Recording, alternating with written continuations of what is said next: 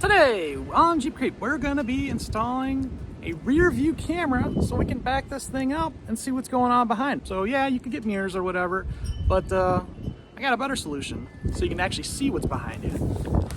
I'm gonna install one of these cameras, and I'm not using the big license plate camera, I'm using the little guy right here.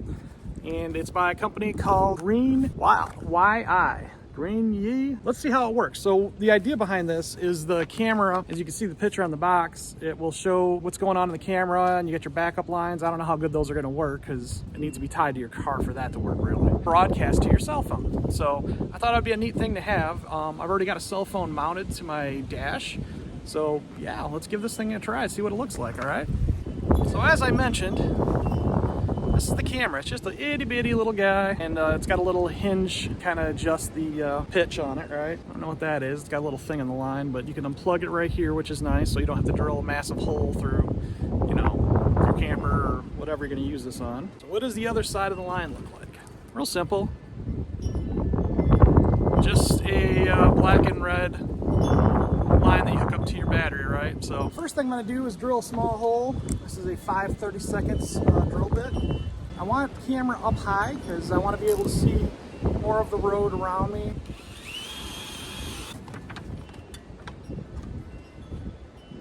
Alright, got that pushed in. Let's check the other side.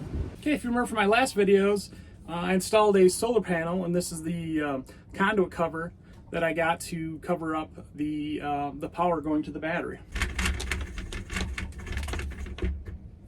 This little nub right here,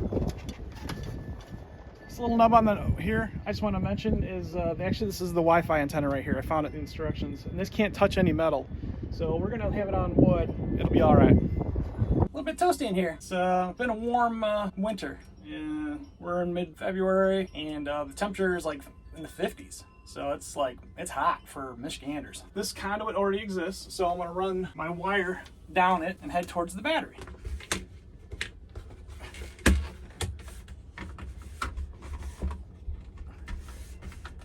All right, as I was saying, you can see my water tanks, my freshwater tank and my gray water tank that are all plumbed in with quick disconnects. Anyway, that was in another video. If you want to watch that, check out my other videos. All right, so we got our wire pulled through, and I don't want to run it directly to the battery because the camera would always be on. So what I'm going to do, I got a little small switches. I'm going to run one of the lines directly to the battery and the other line through a switch. So let's go and get that. All right, so we got the battery here in the background, and I want to introduce you to a tool that I like to use a lot at Harbor Freight. It's a stripper, but it crimps down and then it pulls it apart, so it grabs and strips. Let me show you.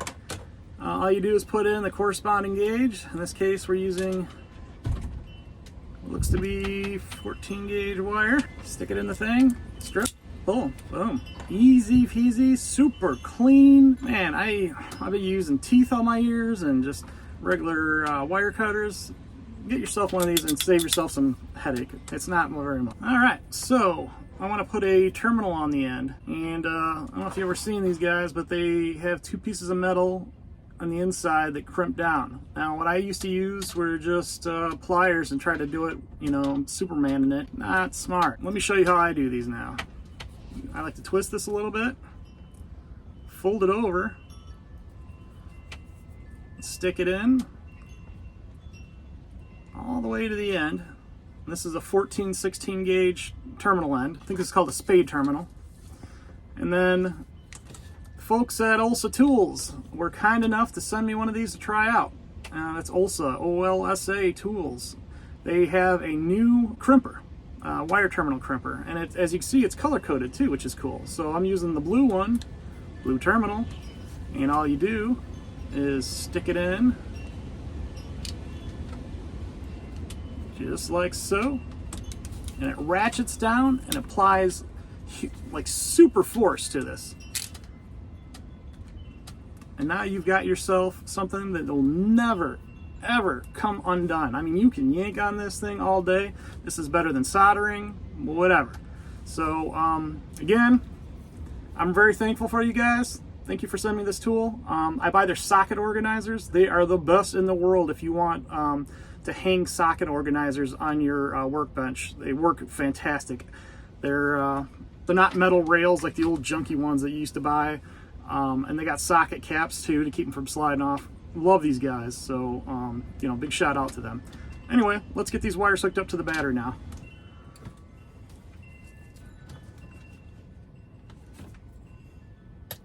So what I did here is I got a nice little switch that I'm going to mount, and when you power it on, a little light comes on and the camera Wi-Fi comes on that you can connect to.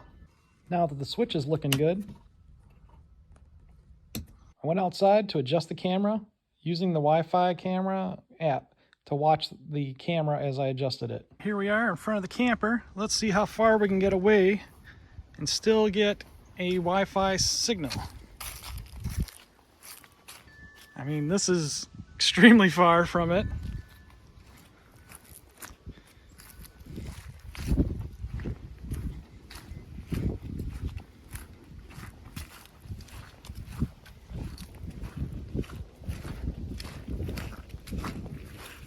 All right.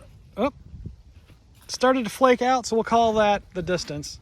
That was 60 feet from the front of the camper that I started getting it cutting out. I wanted to demonstrate the nighttime performance of the camera, so I'm using my car's backup camera to show you what it looks like with the brake lights and reverse lights lighting my path a little bit. This is what the camera looks like at the same time of day, and you can tell that it captures quite a bit with absolutely no helpful lighting. The application has very few settings. You can flip the camera, you can turn the reverse lines on and off, and you can record video as well, or take snapshots. This wraps up another episode of Jeep Creep. I hope you found this very helpful. I think this camera will be a game changer for backing up my trailer into spots, and also keep an eye on all the yahoos on the freeway.